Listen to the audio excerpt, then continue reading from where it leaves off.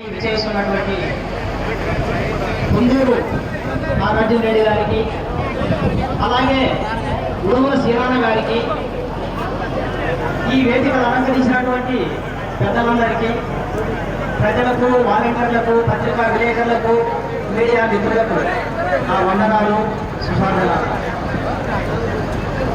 చాలా మంది సమాజం గురించి, వ్యవస్థ గురించి వల్లిస్తారు, అంటే మాటలు చెప్తారు. దాన్ని మార్చే శక్తి, చరిత్రను లిఖించే శక్తి కొందరికి మాత్రమే ఉన్నది. ఆ కొందరిలో మన జగనన్న ఒక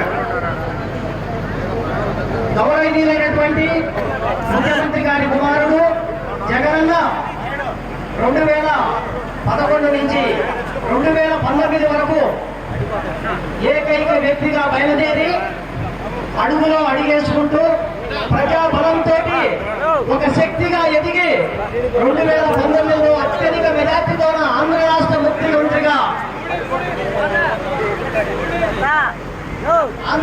ముఖ్యమంత్రిగా వచ్చేసిన దగ్గర నుంచి సమాజంలో ఉన్నటువంటి ప్రతి సమస్యను అంకిత భావంతో ఆయన పరిశీలిస్తూ ముందుకు వస్తున్నారు.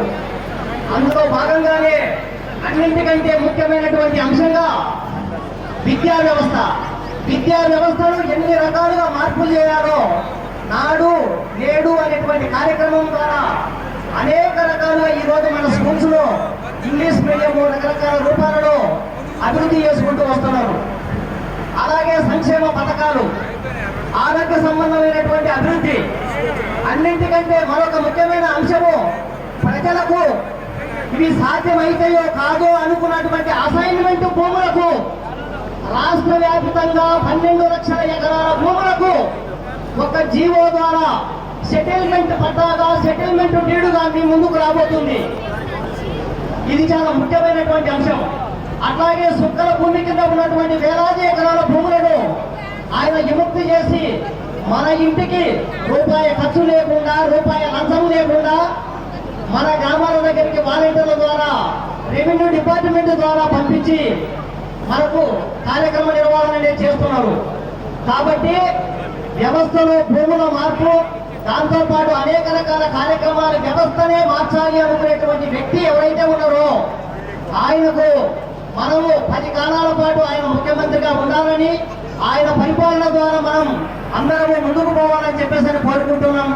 అలాగే ఆ జగనన్న ఆదేశాల మేరకు మన నియోజకవర్గ సమన్వయకర్తగా రేపు రాబో 2024 ఎలక్షన్స్ లో అభ్యర్థులతో సభ్యులుగా వచ్చినటువంటి కుందూరు నాగార్జున రెడ్డి గారికి మనందరము తోడు నీడగా మనం నిలబడి, అలాగే మనకొక బలమైనటువంటి నాయకుడిగా మనం అందరం తయారు చేసుకుంటూ మనమందరం అత్యధిక మెజార్టీతో మన నియోజకవర్గంలో గెలిపించుకోవాల్సిన బాధ్యత మనందరిపైన ఉంది.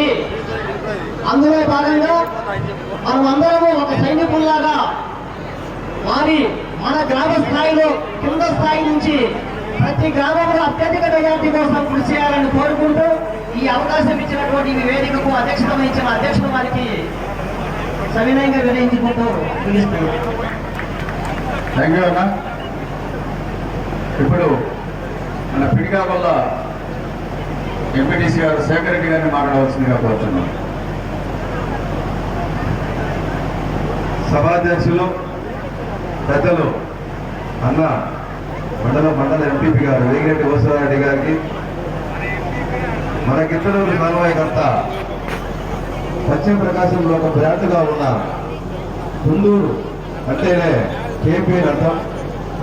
కోటారెడ్డి గారిని సమన్వయకర్తగా ఏర్పాటు చేసినందుకు వేసవారపేట మండలంలో బహిరంగంగా మీటింగ్ ఏర్పాటు చేయడం జరిగింది.